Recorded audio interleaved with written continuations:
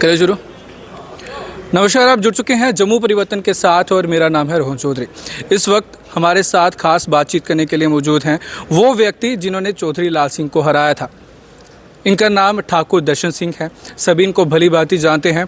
अभी कई बसोली के लोगों के मन में ये सवाल आ रहा था कि ये असेंबली में बोलते हुए दिखे नहीं, कहीं दिख नहीं रहे, तो इनसे ही जानते हैं कि ये आखिर क्यों नहीं दिख रहे।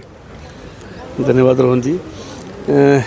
हमारी क्या है, कुछ मर्यादाएं रहती हैं जी। और भारतीय जनता पार्टी हम अपोजिशन में बैठे हैं। तो आपने देखा होगा गवर्नर अपना माननीय सारे ऑनरेबल स्पीकर साहब ज़्यादातर जो मौका है और हमारी दूसरी पार्टी रूलिंग पार्टी को, जो दूसरे जो इंडिपेंडेंट जीते हुए हैं, जो दूसरी पार्टी हैं, उनको ज़्यादा मौका दे रहे हैं। भारतीय जनता पार्टी को नकारा जा रहा है। आपने भी देखा होगा कि हमारी तरफ ध्यान उनका थोड़ा कम रहता है। बाकी सीनियरिटी के हिसाब से हमारे सीनियर लोग अभी बोल रहे हैं, तो हमारा भी नंबर आएगा। तो जब हमारा समय और आएगा तो हम भी पूरी जो है अपनी बात, अपनी कॉन्स्टिट्यूंसी की जो है बड़ी ज़ोर शोर से रखेंगे। जब आपका नंबर आएगा तो किन किन मुद्दों पे खास बातचीत करने वाले हैं आप? जैसा कि आप भली भांति जानते हैं कि बसोली एक जम्मू कश्मीर में नहीं, पूरी दुनिया में एक बहुत ही महत्वपूर्ण स्थान है, जिसको विश्व स्थली के नाम से भी जाना जाता है। और बहुत सारी संभावनाएं हैं वहाँ, बहुत सारी अपॉर्चुनिटी है, बहुत सारी संभावनाएं हैं वहाँ पे डेवलपमेंट की, हर चीज़ की। क्योंकि टूरिज़्म के हिसाब से आप देखो तो पहले तो हमारे पास रंजीत सागर डैम थी, जिसका जिक्र आज उमर अब्दुल्ला साहब ने किया। हाँ, अपनी स्पीच में वाटर स्पोर्ट को लेकर, हाँ, उसमें जिक्र किया उन्होंने। उसके बाद में एक नई लेक हमारी बन के तैयार हुई है, शापरकंडी प्रोजेक्ट की जो नई लेक बनी है, तो वो भी बसोली में आती है। और उसके बाद में आप देखेंगे कि हमारा जो बसोली प्राचीन वहाँ की मंदिर हैं, हमारी चैचुला माता का मंदिर हो, त्रिलोचनाथ देव का मंदिर हो, तो काफ़ी सारी वहाँ पुरथू है, जिसको पूरे जम्मू कश्मीर में मिनी गोवा के नाम से जाना जाता है। तो काफ़ी सारी अपॉर्चुनिटी है टूरिज़्म की। धार मानपुर है हमारा, बड़े खूबसूरत एरिए हैं। तो आने वाले समय में सारी बातें होंगी और हम भरपूर प्रयास भी करेंगे। और स्वदेश दर्शन 2 के तहत बसोली को जो है गवर्नमेंट ऑफ इंडिया की ये स्कीम थी टूरिज़्म के लिहाज से, जिन्होंने पूरे एक स्टेट में एक डेस्टिनेशन लेना था। तो उसमें हम बड़ी खुश की बात है हमारे लिए कि वो बसोली जो है हमारा वो चुना गया था उसमें स्वदेश दर्शन 2 में।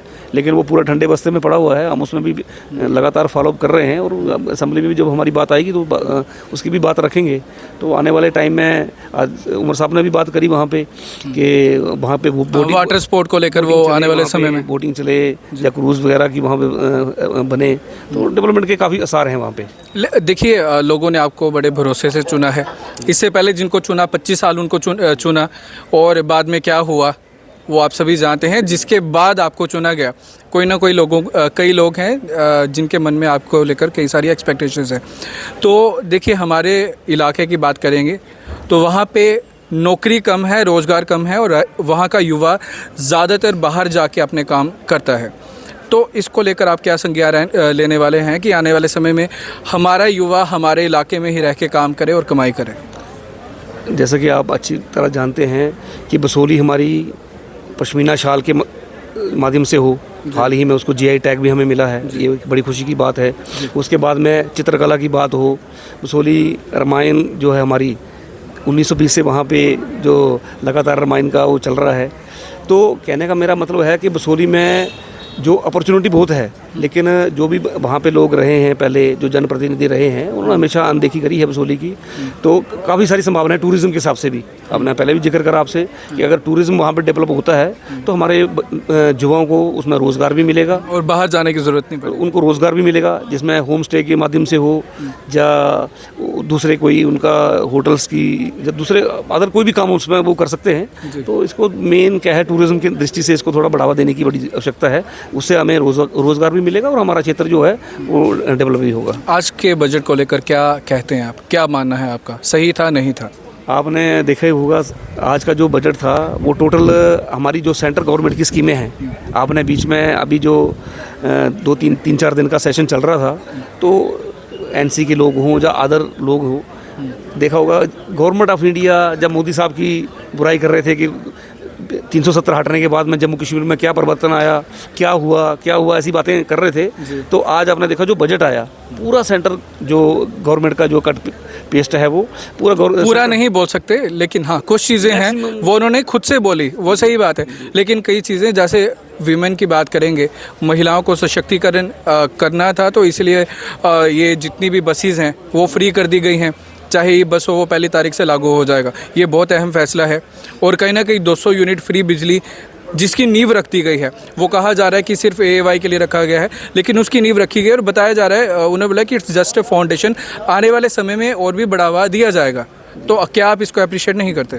मैक्सिमम जो स्कीमों की उन्होंने बात करी आज, सारी सेंट्रल गवर्नमेंट की। 200 यूनिट और बस की बात कर रहा हूँ सर मैं। सेंट्रल गवर्नमेंट की ही स्कीमें हैं सर 200 यूनिट और जो 200 यूनिट की बात आप कर रहे हो, 200 यूनिट उन्होंने किसके लिए करी है? हाँ, अंत्योदय वालों के लिए, अंत्योदय के लिए। तो वो कितने हैं जम्मू कश्मीर में? हाँ, 10 से 12 लाख नहीं, 1%, 1-1.5% होंगे वो। 1.5 करोड़ की जनसंख्या है तो 1-1.5% होंगे वो। और उसके बाद में BPL नहीं आते। मेरा ये है कि उन्होंने अंत्योदय के लिए करी है, इसके लिए वेलकम है उनको, सुविधा अच्छी बात है, लेकिन कम से कम BPL तक इसमें उन्होंने लेना था। लेकिन कहीं ना कहीं उन्होंने कहा है कि इट्स जस्ट ए फाउंडेशन, आने वाले समय में इसको बढ़ाएंगे। ऐसा नहीं है, ये सिर्फ गुमराह करने वाली बातें हैं, तोड़ मरोड़ के पेश करने वाली बातें हैं। लेकिन उन्होंने, मेरा ऐसा मानना है कि भाई BPL तक इसमें उन्होंने करना चाहिए था। BPL जो फैमिलीज हैं उनको भी 200 यूनिट बिजली फ्री कम से कम वहाँ तक तो देनी चाहिए थी। और राशन की बात है, वो भी उन्होंने अंत्योदय के लिए किया है। तो ये तोड़ मरोड़ के पेश करने वाली बातें हैं, लेकिन कोई खास पहले भी अंत्योदय को ही तो दिया जा रहा था फ्री। नहीं, BPL भी है ना उसमें, लेकिन इन्होंने अंत्योदय कर दिया। अंत्योदय है ही नहीं है, 1% 1.5% है वो तो। हाँ। यानी कि लॉलीपॉप देने की कोशिश की गई है इनडायरेक्टली बोले तो। कुल मिला के सारा जो है सिर्फ सेंट्रल गवर्नमेंट की ही जो स्कीमें चल रही हैं जम्मू कश्मीर में, बोले वो PMAY में मकान हो, प्रधानमंत्री ग्रामीण सड़क योजना हो, लाडली बेटी की स्कीमें हो, या लखपति दीदी की बात हो, जो भी है स्कीमें मैक्सिमम जो गवर्नमेंट की, जो सेंट्रल गवर्नमेंट की, JJM की बात हो, अमृत प्रोजेक्ट की बात हो, तो सारी स्कीमें जो सेंट्रल गवर्नमेंट की उन्हीं का ज़्यादा बखान हुआ है। और बाकी तो आपने देखा जो उन्होंने दिया है, तो गोल मोल करके 200 यूनिट बिजली देंगे तो AAY अंत्योदय वालों को देंगे, राशन देंगे तो अंत्योदय वालों को देंगे, उनको देंगे, अच्छी बात है। लेकिन मुझे ऐसा लगता है कि कम से कम BPL भी उन्होंने इसमें शामिल करने चाहिए थे। हमने खास बातचीत करने की कोशिश की वो MLA जिन्होंने चौधरी लाल सिंह को हराया था। मैं बार बार ये रिपीट करता हूँ क्योंकि उनके लिए ये परसेप्शंस थी कि उनको कोई हरा नहीं सकता है, और उनको इन्होंने हराया है। और इस वक्त हमने इनके साथ खास बातचीत की और उन्होंने जवाब दिया कि NC की जो चीज़ें अप्रिशिएट करने वाली हैं उसका वेलकम भी किया। और कहीं ना कहीं इन्होंने ये कहा कि जो सेंटर की स्कीमें हैं वो डायरेक्टली यहाँ पे इम्प्लीमेंट की गई हैं, उन्हीं का बार बार जिक्र किया गया है। इस पर आपकी क्या राय है, कमेंट सेक्शन पे ज़रूर बताएं।